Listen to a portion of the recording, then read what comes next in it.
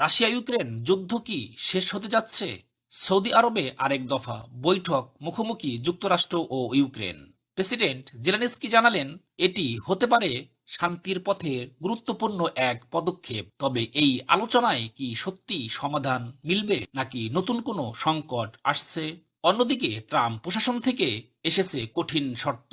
Kyiv কি এসব শর্ত মানতে রাজি হবে? আগামী সপ্তাহে সৌদি আরবে বসতে যাচ্ছে যুক্তরাষ্ট্র ও ইউক্রেনের গুরুত্বপূর্ণ আলোচনা। তবে চমকের ব্যাপার হলো, এই আলোচনায় সরাসরি থাকছেন না প্রেসিডেন্ট জেলেনস্কি, যদিও তিনি এখন সৌদি আরবেই উপস্থিত থাকবেন।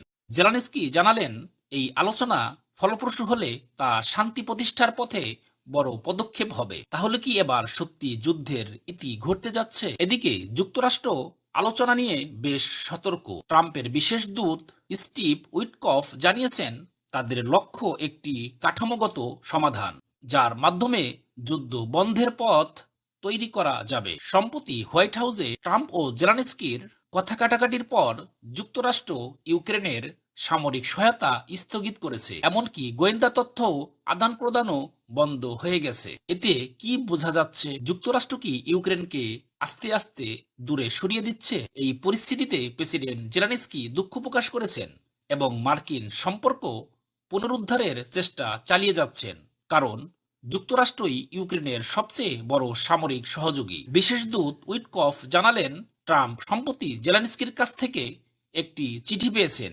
যেখানে তিনি কৃতজ্ঞতা জানিয়েছেন এবং সম্পর্ক স্বাভাবিক করার আহ্বান জানিয়েছেন।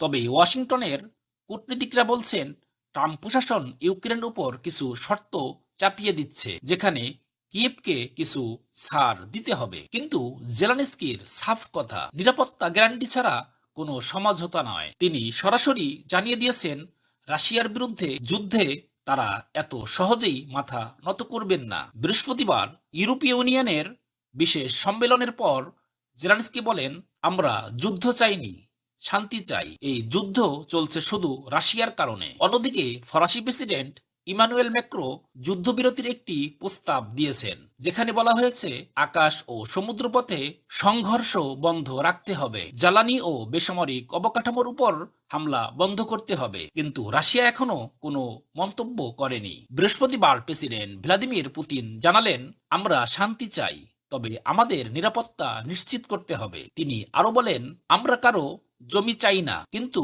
যা আমাদের তা কোনোভাবেই ছাড়ব না। বিশ্লেষকরা বলছেন, সৌদি আরব এই বৈঠক অত্যন্ত গুরুত্বপূর্ণ, কারণ ইউক্রেন যুক্তরাষ্ট্র সম্পর্কের নতুন মোড় আসতে পারে। যুদ্ধবন্ধের সম্ভাবনা তৈরি হতে পারে, কিন্তু যদি সমঝোতা না হয় তাহলে নতুন সংকটের ঝুঁকিও আছে। সৌদি আরবে এই আলোচনা কি সত্যি শান্তি আনবে, নাকি পরিস্থিতি আরো জটিল হয়ে উঠবে? আপনার মতামত জানান কমেন্টে।